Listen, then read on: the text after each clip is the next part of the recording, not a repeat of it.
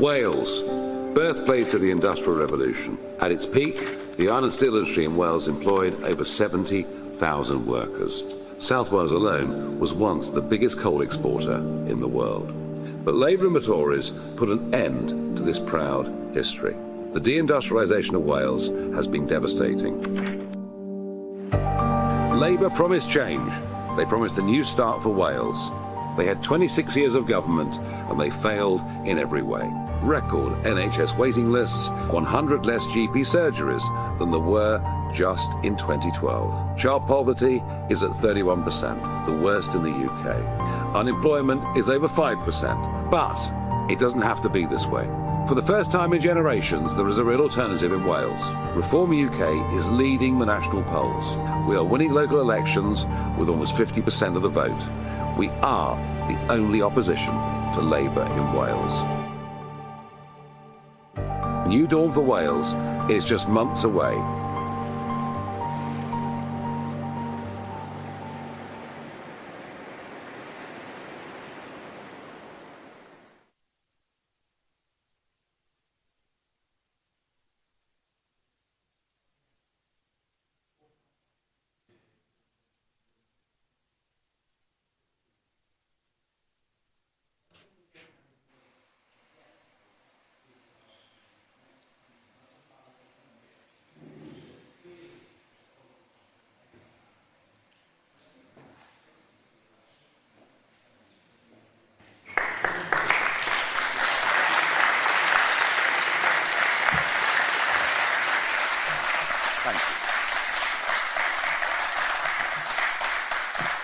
Thank you, and good afternoon, everybody. The Labour government are in a state of absolute blind panic. They're not quite sure what to do. I think it's pretty fair to say that Reform are leading now much of their agenda, certainly a lot of their narrative.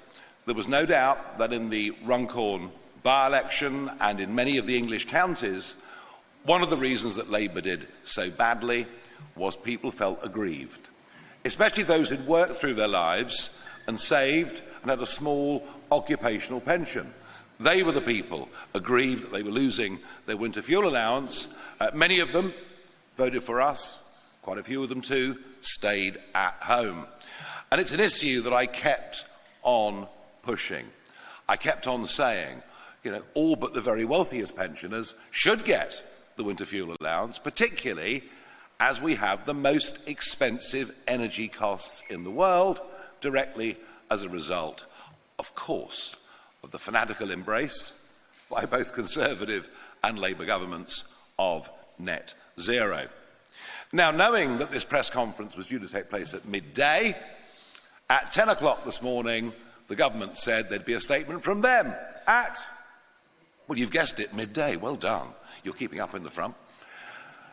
And they have reversed their policy, and all but those that earn £35,000 a year or more will now get their winter fuel allowance. It means that 1.8 million won't.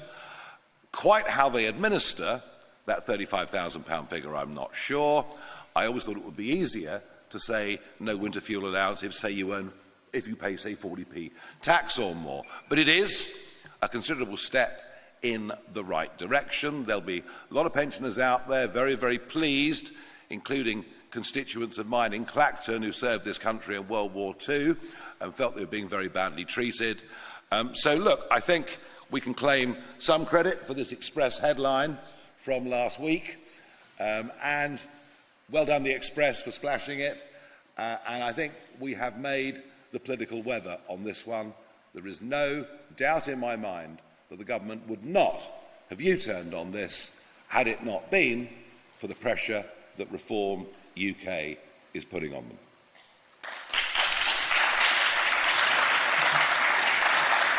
Now, Reform as a party is very much on track. Yes, we did hit a speed bump last week.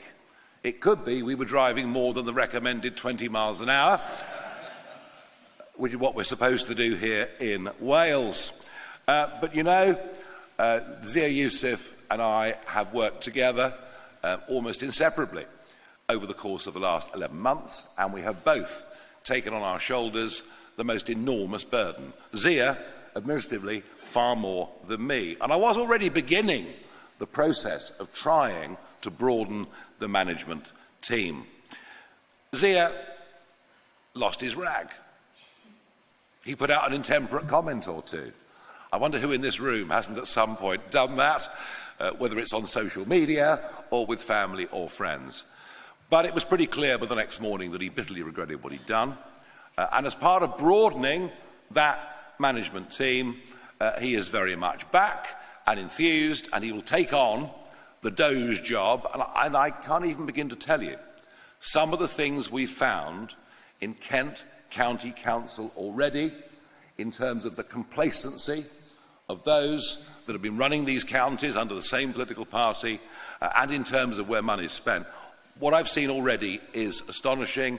It'll be a massive job for Zia going forwards. He will also continue to help work on policy. I was in Las Vegas 2 weeks ago launching our crypto and digital assets bill, and in areas like this, he has very, very unique experience.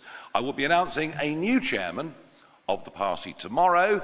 That'll happen at 11 o'clock in central London, and the new chairman will not be as bogged down with all the administration, with booking event halls and all the rest of it, as we broaden our team, and will be very much more of a front-facing person. We just had the English county elections. I don't think anybody would deny us the fact that it was an absolutely astounding success indeed. It went much further than I ever could have dreamt of. And I think what happened in Hamilton, Larkhall and Stonehouse last week was remarkable. Reform came third. Well, yeah, we did come third, but we've gone from almost nothing to 26.6%, and within touching distance of the other two parties. I think it's pretty fair to say that Reform blew up Scottish politics last week in a pretty dramatic way. And there are one or two early markers here in Wales that are very, very positive. I point to the by-election held a couple of months back in Torfaen, where Reform won that council by-election with an increase of 47% of the vote, with Labour falling, their share of the vote falling by 49% of the vote. Similarly, more recently in Carmarthenshire, Reform won that seat, going from nothing to 43%, with Labour down by 34%. Is it any wonder that Labour are in a state of blind panic? They are disconnected from ordinary, decent, working folk at a national level, but I believe here too, in Wales, the way the Cardiff political class think and act is disconnected to the vast majority of Welsh people. And our team is growing. We've had defections, we've won some by-elections, we've had defections from councillors, and I've got two new councillors that are joining us here today. The first is an independent councillor from Merthyr Tydfil, Councillor Andrew Barry. He's been 8 years on the Cabinet, taking up the finance role, and I'd like to introduce Andrew to Reform Wales this morning. Andrew, do come forwards.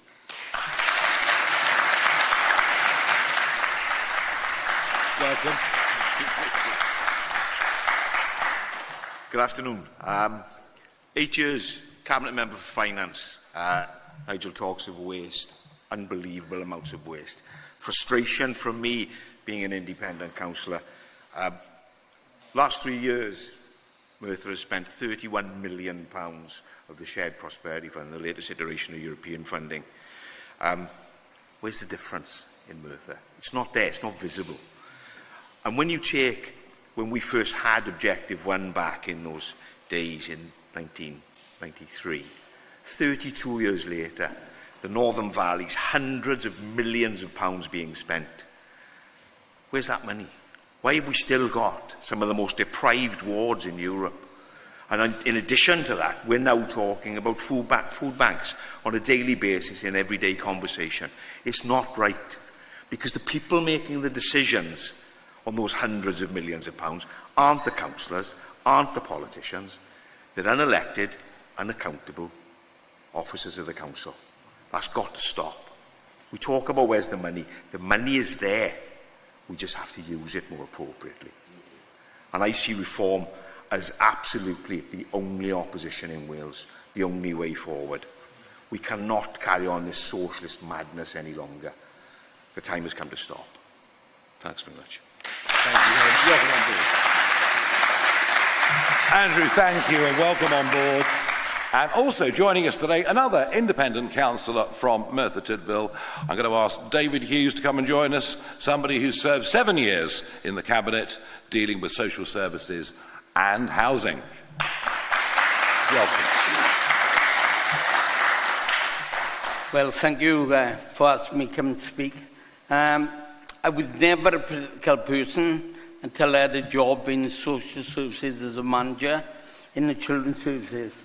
And I've seen the waste where anybody could ask any amount of money to have our children over the weekend or into a residential home.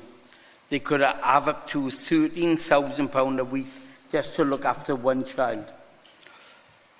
I then thought, I've got to do something about this. So I put my name down to stand as independent councillor.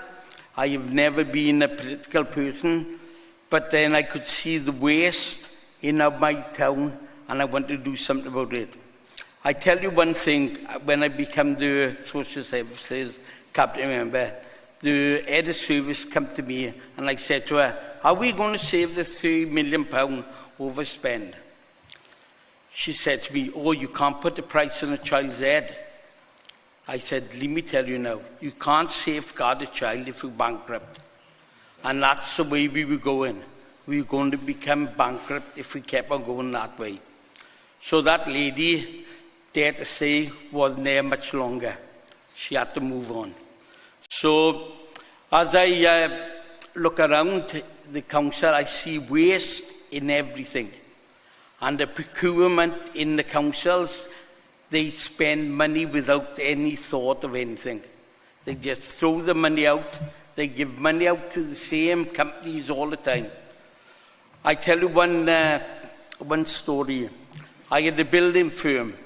I was asked to tender for a job in the neighbourhood service centre in the Gurness estate. I put a price in of £50,000 thinking I make a good bit of money on that. However, I never heard anything. So once I became a cabinet member, I asked the person who was in charge of that department, I said, why didn't I ever hear about it? And I was astounded by what he said. You were 4 times lower than the next person, so we thought you couldn't do the job. 4 times. So you can imagine how much money them companies are making on our resources. So I come over to reform because, as Nigel said, there's so much waste where the money's being spent. We need to get into the procurement and make sure the money is spent correctly. Thank you.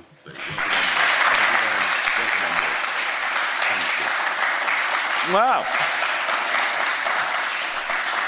It sounds like every Welsh council needs a Doge too, doesn't it, from what we've just heard? Yeah, and well done for not naming the company that got the building contract. Otherwise, we'd be off to a very rough start. But thank you very much indeed. So I'm here today to say that our campaign for the Senate next May starts in earnest today. We've got a lot to do. We've got to raise money. We've got to find 96 calibre candidates to stand on those lists. And we've got to have a proper campaign plan. And of course, the elections will be fought using the D'Hondt system, something that's been very kind to me ever since 1999. And I want to make it absolutely clear. Our aim is very simple. Our aim is to win. Our aim is to win a majority. And our aim as a party is to govern in Wales. And I believe that it is achievable. Of course, we'll be taking on Labour, who've been in power here continuously for 26 years. And sure, Blythe will do well in some of their heartlands, but far less well in the others. As for the Conservatives, they are dying. I think what the results showed you in Scotland last week is that in many parts of the United Kingdom, they are pretty close to an extinction event. And we will certainly be saying to those Conservative voters that are left, you know, if you go and vote Conservative, you might finish up with Labour back in control. It's a risk that you are taking. But I believe we can win, and I believe, actually, if we get this right, we will win next May. And in some ways, we're lucky with our enemies, because Labour really are failing in Wales. 26 years of failure, and frankly, they've got nowhere to hide. Wales lags in everything: jobs, investment, growth, unemployment, the highest of any region of the United Kingdom. GDP per capita, £10,000 per head less than the rest of the country. It's a truly astonishing figure when you think about it. Wages, of course, correspondingly lower. And productivity, up to 17% lower than the rest of the country, which says to you that people don't have belief. People haven't got ambition. They're kind of, even those who are in work, many of them are going through the mill. On the National Health Service, there's really nothing Wales can say. A waiting list of over 800,000, huge closures of GP surgeries that have occurred over the last decade and a half, leaving GPs with more patients, again, than any other part of the United Kingdom. And perhaps the most damning indictment of Labour's control of health is the worst cancer care in the whole of the European time zone, which is a pretty sobering thought. On immigration, of course, they don't recognise the issue at all. Indeed, it's policy that Wales should be a nation of sanctuary. Yes, if you come in by small boat illegally, you are to be welcomed into Wales. Once again, one of those areas in which Cardiff speak and thinking within the Bay, within the institutions, is out of touch where the rest of Wales is. And I think the Stradley Park protests that we saw in Llanelli are perhaps a more accurate reflection of how most people feel about this unfairness. I also find it, hard to understand how, when it comes to social housing, and Wales does have a housing problem, as many other parts of the country does, that there is no prioritisation of Welsh people for social housing. Well, let me tell you, when we win next year, that will all change. The assault on farming in a predominantly rural place has been pretty astonishing at government level. Most of the farms in Wales are family farms. Most of them are handed down generation after generation. So what Labour have done, centrally, potentially very, very damaging indeed to farming, and indeed for many, many farmers, particularly in livestock, their incomes are extremely modest anyway. But Cardiff, of course, has done its best to make it even worse with their sustainable farming scheme, saying that we must cut livestock by 20%, that somehow cutting livestock by 20%, all the while China are building 80 new coal-fired power stations every year, is somehow going to save the planet. It's complete and utter madness. And whilst we might welcome a few more trees being planted to replace one with the other and to give farmers almost no chance of yield, certainly not in the short term, from forestry, I think is a pretty cruel thing to do. I believe that many, many people working in Welsh agriculture will see us as being the best people to fight their corner against this government, just as pensioners saw us as being the best people to fight their cause on winter fuel payments. And look, we've won a victory on their behalf by getting government to back down. We will try to do the same on other issues like this. Education, the lowest GCSEs in the UK. Lots of kids leaving school at 18 with very weak qualifications and with no thought or guidance into the fact that many could have gone into trades and skills, could have found something that they were really good at and could have given them some ambition for their working lives. And of course, the insanity of 20-mile-an-hour speed limits, which saw some of the most remarkable petitions in size I've ever seen anywhere in the world. I mean, it's perfectly clear that about 3/4 of the Welsh population are against mandatory 24/7 20-mile-an-hour speed limits that have no flexibility at all. No, Welsh politics has been overtaken by the woke left, by those whose ideology is way to the left of centre and disconnected from real life, as they obsess about DEI and spend plenty of public money on it, as they obsess about climate change, trans issues and many other things. So let's make it clear, from today going onwards, a reform government based in Cardiff is going to be different. It's going to be very, very different indeed. What we are looking to bring about is a huge cultural change, not just in Welsh politics, but in Welsh life. And we'll certainly aim much of that at the younger population. Industry in Wales is being destroyed. My last visit to Port Talbot was, I did a live TV show here 3 years ago when I predicted, sadly but accurately, that the blast furnaces would go, and they've gone. But it's okay, you'll be told. It's not a problem, because the electric arc will be up and running sometime in 2028. Well, the electric arc is fine for recycling steel. It doesn't produce the kind of virgin steel needed, certainly for military hardware. But the problem with the electric arc is that it is, by its name, using vast amounts of electricity in what is the most expensive industrial electricity energy prices in the world. Tata can say what they like. Frankly, I very much doubt, given the status quo, that furnace will ever be switched on. Our ambition is to reindustrialise Wales. We are going to be using more steel over the next few years than we've probably ever used, as we increase military spending and as we attempt a house building programme in Wales, and even more so in England, of massive proportions, just to catch up with the population explosion over the last 20 years. We are going to need a lot of steel. Our belief is we should be producing our own steel. Our belief is, for what uses coal still has, we should produce our own coal. Boris Johnson pronounced boldly, it's the end of coal. Well done, Boris. This year, on Earth, mankind is going to burn 8 billion tonnes of coal. It's almost hard to get yourself round that figure, isn't it? 8 billion tonnes of coal. As Indonesia, with its 250 fired coal stations, China, India, etc.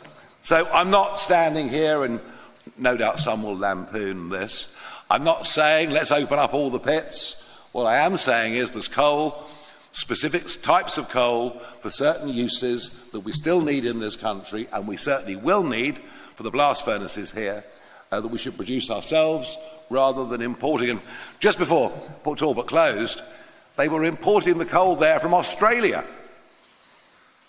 You tell me, in terms of carbon dioxide emissions, how that makes any sense at all. But of course we have to go much, much further than this.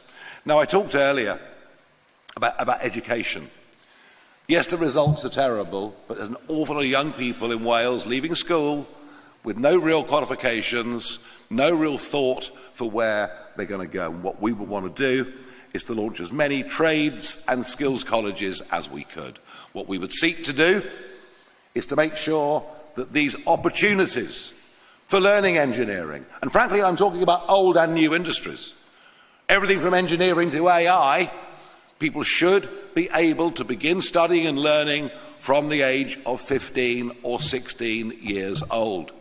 To give those teenagers at school who have little or no interest in academic education, and there are many like that, they're just not interested, and they're bombing out of school with nothing. We want to try and bring some of that vocational training in via colleges from the age of 15 or 16. We want, of course, if we can train a lot of people in skills, that then actually prompts more investment to come into an area. You know, one of the reasons that Ireland did so well in the 90s wasn't just that their tax rate was more competitive for companies, it's that they had a lot of people with the right skill sets in technology, good use of maths, English. That was more academic, but the fact that potential workforce was there led many to go to Ireland, and we need to do the same in Wales with skills. And we want to push an idea of buy Welsh, build Welsh. Let's make sure that procurement contracts go as much as is reasonably possible to good value Welsh providers. You see, you might get some building business, you never know in the end of all this. And to try and stop the globalist thinking in terms of where contracts are sent.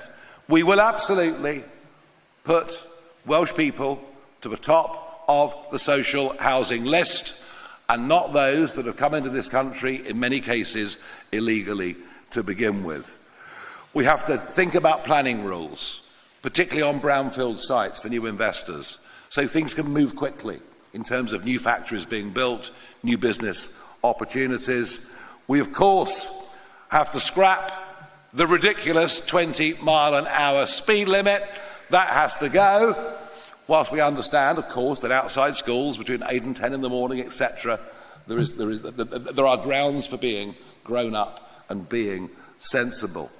And I would say this to you, that I'm standing in front of you today with a very ambitious plan for what we can do, a bullish prognosis for what we can do in these elections, but I believe that we can make Wales better. I believe we can make Wales much, much better than it's been after 26 years of continuous and failing Labour rule. Thank you very much.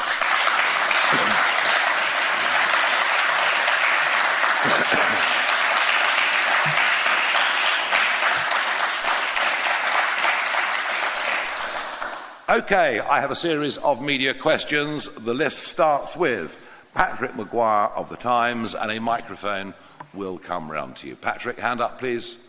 There. Hello, Nigel. You've talked about, you just spoke about tax rates. I wondered if any of these plans, costly as some of them may be, you plan to use the Welsh Parliament's tax-raising powers at all. And you've spoken a lot about Welsh history today. Who is your most inspirational figure from Welsh history, living or dead? Well, probably a family member, actually, a great uncle. Well, that's another story. Look, you know, as you say, the Senedd does have the ability to raise taxes, but I think we want to look at it the other way around. As our two councillors, you know, who've come to us today from Merthyr, they've talked about huge amounts of public money being spent, very little delivery, big questions on where contracts have been awarded. So I think, in terms of running Cardiff, we'll be looking actually to reduce excessive expenditure would be our first priority, more than putting up taxes. And yes, you're right. I mean, for example, to get training colleges up from everything from engineering to AI comes at a cost, right? But it doesn't come at a cost if you're imaginative enough to work with private business to get co-sponsors, because they themselves might get some very good staff out of it at the end.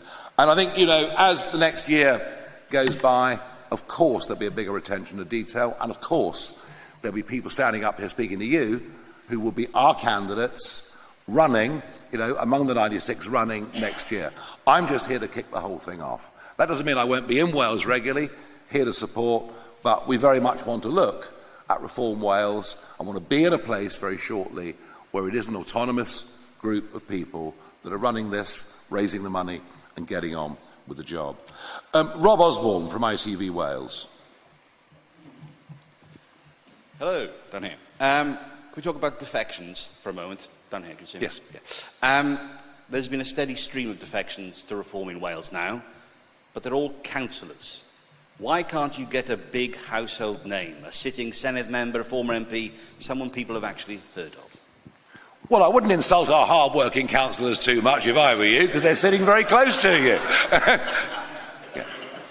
No, don't see him afterwards, please. This takes time. And we haven't built reform on defections.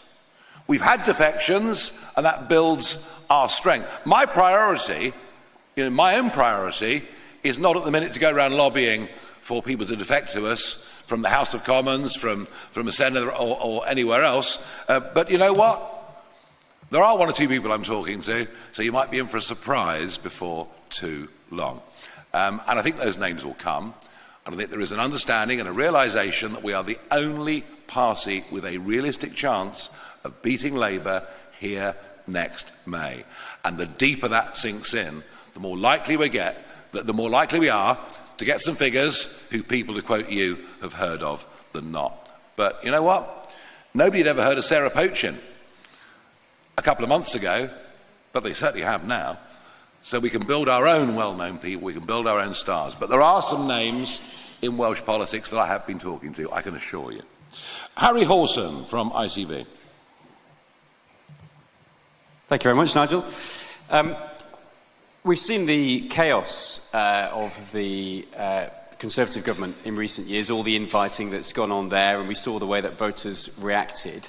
Aren't you worried that voters will look at the events of the last week and make the same conclusion about your party, should it get into power? And secondly, just on winter fuel, if I may,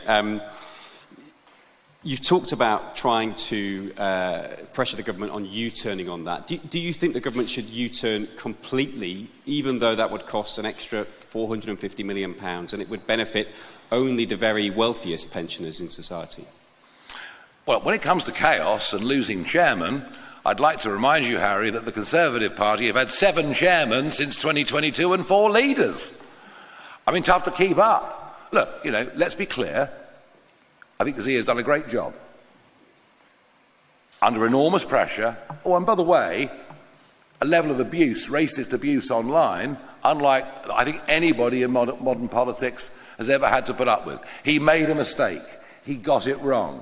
It plunged us for a few hours into a difficult place. He expressed his regret to me. I forgave him. I did say don't do it again, but I forgave him.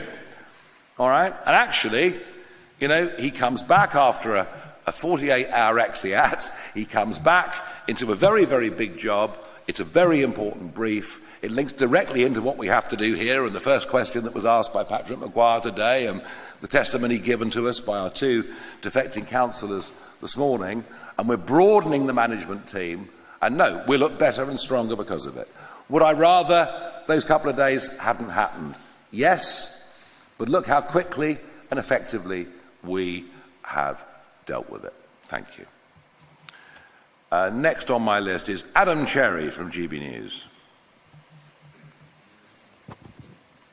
Thank you. Do you have a rough timeline for how long it will take to get the blast furnaces operational again, and how much it will cost to reopen the coal mines?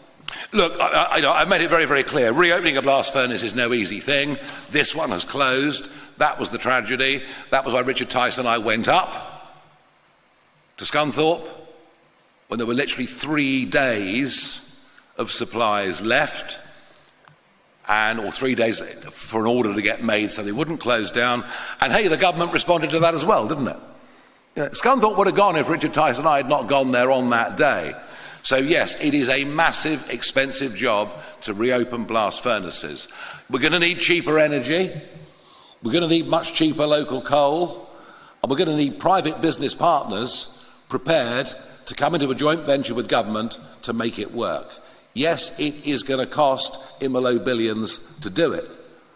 And I'm not even pretending it'll be easy. But what I am saying is we are going to be using huge amounts of steel over the decades to come. We have to do everything we can to try to start thinking about being more self-sufficient. And I think that applies also to food production, to energy production, to so many other things. This is a change of mindset. This is saying there is such a thing as the national interest. We can't rely on our neighbours to sell us things and give us underwater electricity. We have to start thinking about self-sufficiency much, much, much more. Thank you. David Deans is here from the BBC. Hi. You just said this is going to cost in the low billions to do it. A steel industry source that's spoken to us has said that it would actually be impossible to reopen those furnaces because of all the raw material that is still within them. So in reality, wouldn't you need to actually rebuild traditional steelmaking at Port Talbot? Wouldn't it be unfeasible for a reform-led Welsh Government to do that? This is money that the Welsh Government simply doesn't have in its budget. And one final thing, sorry.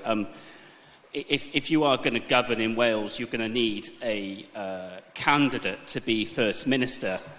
Why don't we know who that person is yet? And can you commit to a timetable as to when you will announce that person? Will we know them by the end of the summer?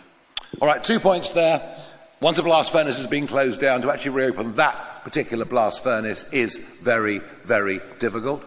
Nothing's impossible, but it might be difficult. It might be easier to build a new one. Could a Welsh government, Welsh devolved government, do it on its own? It would need some help from national government too, which is why I phrased all of this morning very, very carefully into saying, not we will do this once we're in control in Cardiff. This will be our ambition. We'd need a Westminster government to approve that as well. Who knows, that might be us in time. And we need to work with companies as well. But as an ambition, it is the right one. People talk about the cost of these things. What's the cost of all these people out of work? What's the economic cost of people out of work? What's the social cost of communities being destroyed? There are lots of different ways to look at that four-letter word, cost. Now, in terms of, who is our prospective candidate to be First Minister, this party is evolving. It is a work in progress. We are building steadily, well, actually some might say rapidly, as we go. Figures will emerge over the course of the next few months, who through merit will no doubt be in a position where they can qualify to be our lead member. We are not at that point of evolution just yet. Tamara Cohen from Sky News. Thank you, Mr. Farage. Just over here. It's not just this weekend. In the parties that you have run, people seem to relatively often clash, resign, unresign, go off message. Do you see that as your fault? Is it you? And if so, do you see that as something that you need to work on if Reform are to be a serious party of government? Well, that's your narrative and you're going to stick with it. I think the evidence actually is very different. You'll find around me the teams that work with me, many of them have been with me for over a decade. One or two that I've worked with for 25 years. People I employed in the city back in the 90s are still personal friends. I am someone that maintains long-term friendships, and I'll do that. But if ever anybody talks behind my back, or if anybody betrays that trust, then yeah, I'll never speak to them again.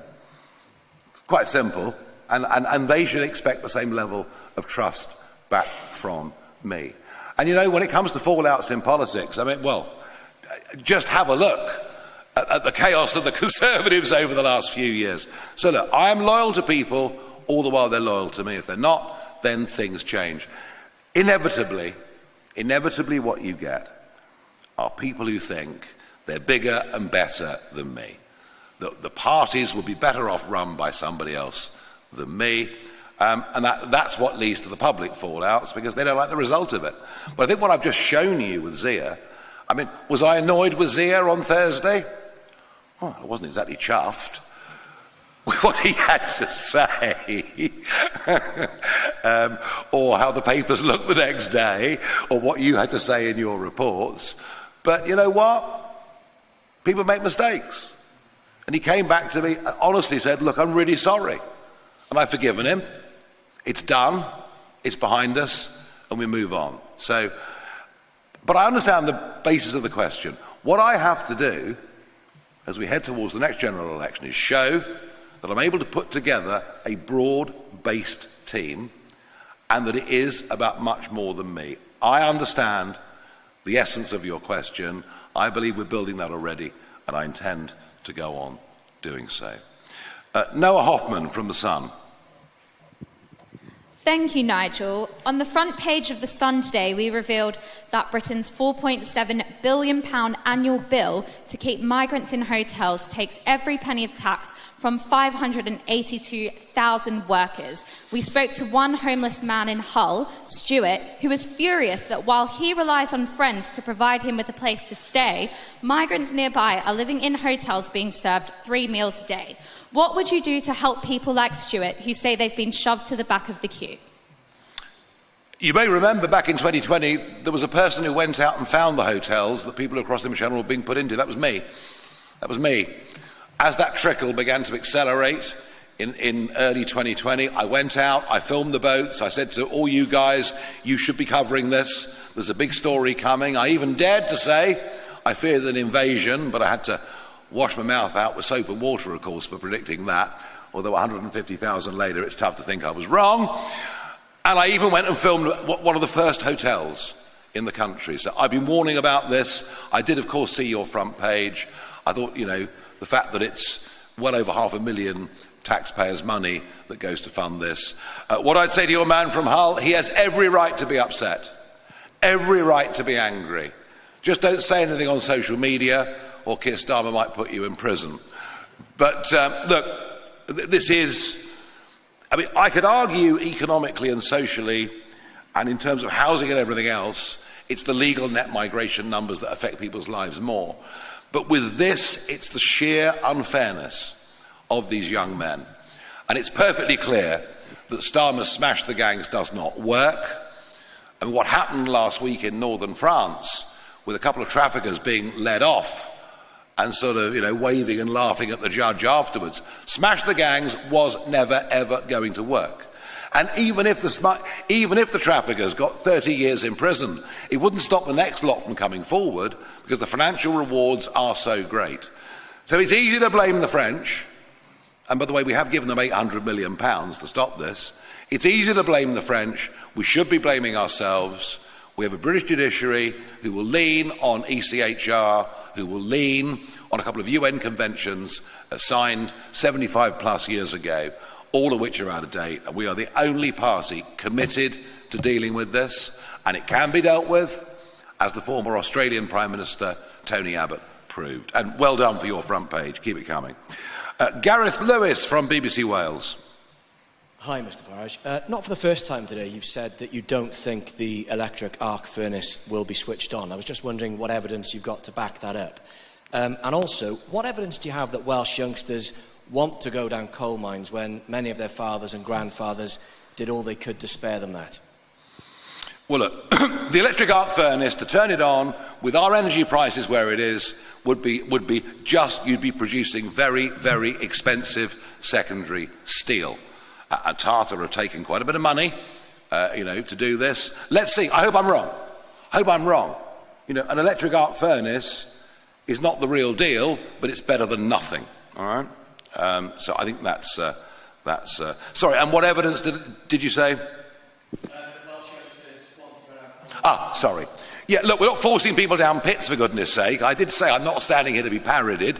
But if you offer people well-paid jobs, you'd be surprised many will take them, even though we'd all accept that mining is dangerous. But, you know, we can buy a Tesla, I suppose, and say, well, it's okay because the 8-year-olds that mine the cobalt for this are in mines in the Congo.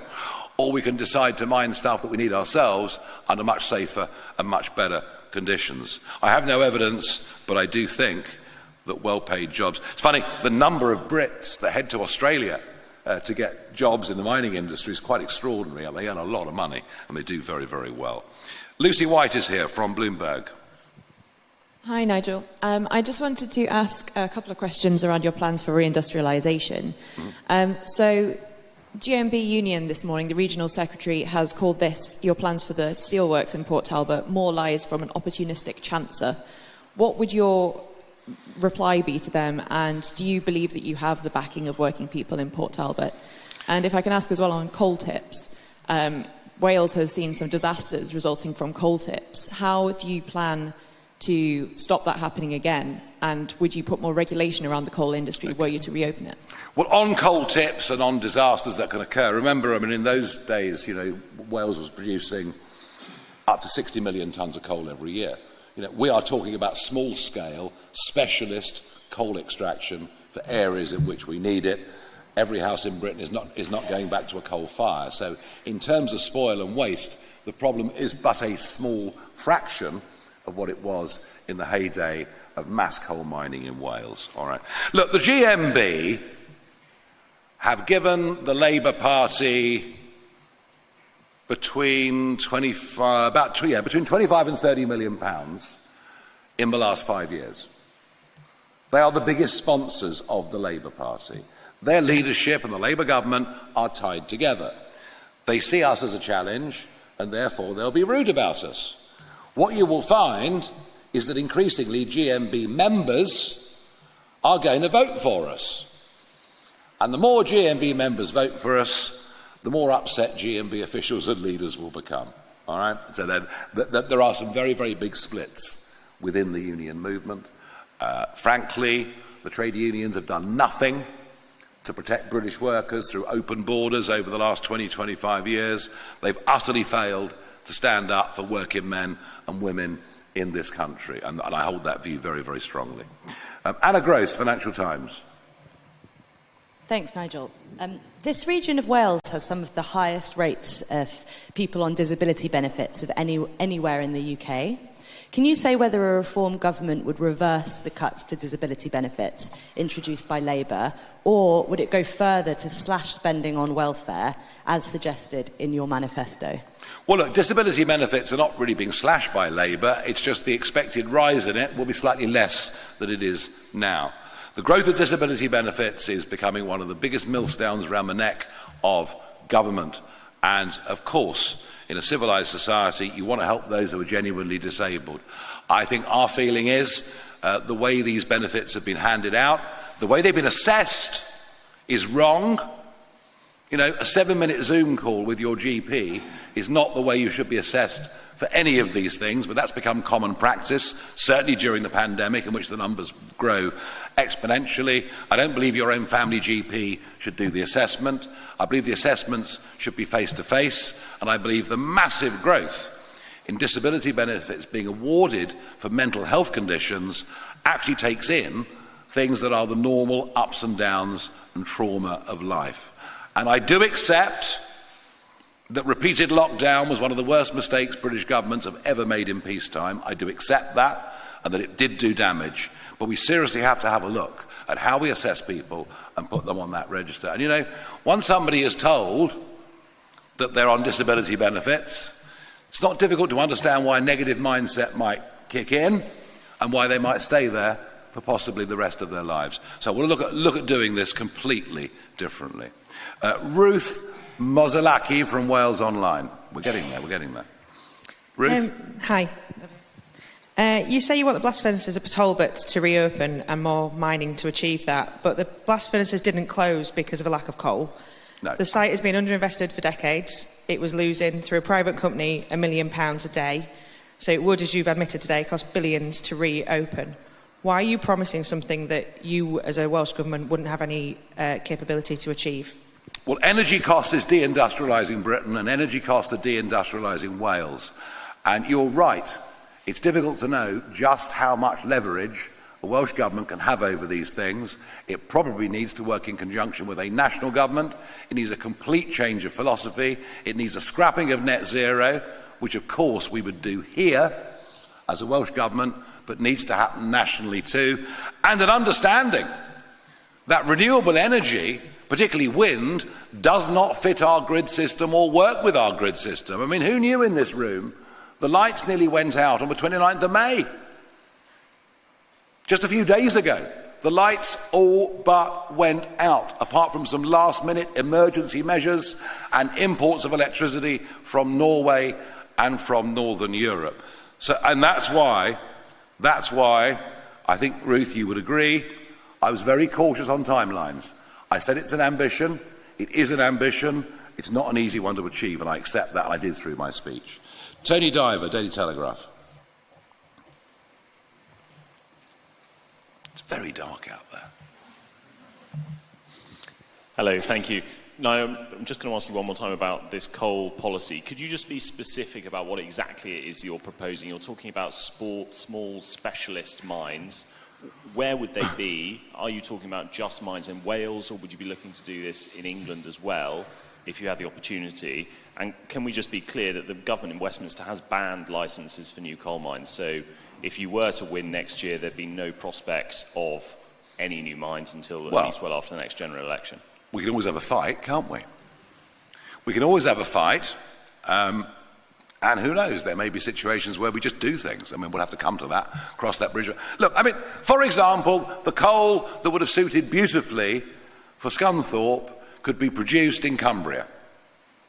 And yet, we were importing it from Japan, I think it was, to keep those blast furnaces open right at the last minute. There are still uses for coal. They are not the mass usages that we used to have years ago, but there are still usages, and if that's the case, we should produce our own. Where would they be sited? To be honest, it depends on geology more than anything else. I mean, that's the honest answer. It depends on that more than anything else. But that same principle goes for gas. That same principle goes for oil. If we can produce these things ourselves, we should produce these things ourselves, including meat, and not tell Welsh farmers they've got to get rid of 20% of their livestock. So I think you can see a common principle that is running through those things. Hannah Thomas, LBC.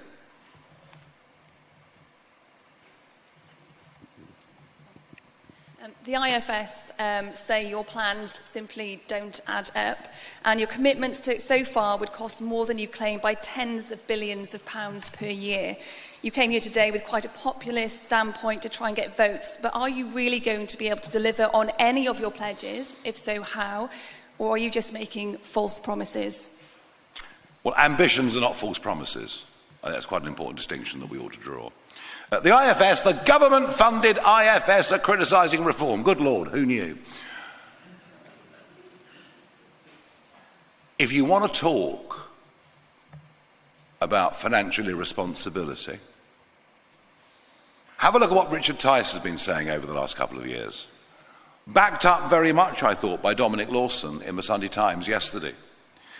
Unfunded public sector pensions are not out by tens of billions, they're out by 2 or 3 trillion. If you want to talk about financial mismanagement or damage longer term to the UK economy, we can have a debate with you about our cost savings on net zero, our cost savings on what the Bank of England pays out for QE, and we can debate that, but bear in mind all the while the IFS or any other, Mel Stride, no one's ever heard of him, I know, but Mel Stride criticising our figures, this country, right across this country, is out by 2 or 3 trillion, maybe more, on public sector pensions. So I think there are some big debates we need to have around that. I've got 2 more. Lucy Dunn, Spectator. Hi, Nigel. On devolution, if Reform UK gets into government in Wales next year, will the party move to scrap the Senedd? And if that is not reform policy, will you block any candidates who do want to do away with the Welsh Parliament? Well, the blockade is going to continue. As far as devolution is concerned, look, the devolution genie, there are some that think we can just get rid of the Senedd, get rid of it, start again. That isn't going to happen. That is not going to happen. And in fact, the devolution principle is being rolled out through many parts of England as well. So that debate is dead. I think the argument that we're going to put is that devolution has not served Wales well, not because of the principle itself, but because of the incompetence for 26 years that have been running it, who seem to have developed within Cardiff Bay a very twisted sense of their own priorities. Well, that's how I'd answer that. And lastly, Elu from BBC Welsh-speaking channel. Hi. You say that you would like to give priority to people from Wales for housing. How would you define a Welsh person? Well, it's a very fair question from your channel. We hadn't proposed the Welsh language test. No, look, it's got to be somebody who's lived and is settled in Wales, has paid taxes and obeyed the law. And if someone's done that for a 5 or 10 year period, then I think they've every right to say that they're fully part of the Welsh community. I think a common sense measure like that is probably about right. With that, I'm going to say thank you very much indeed.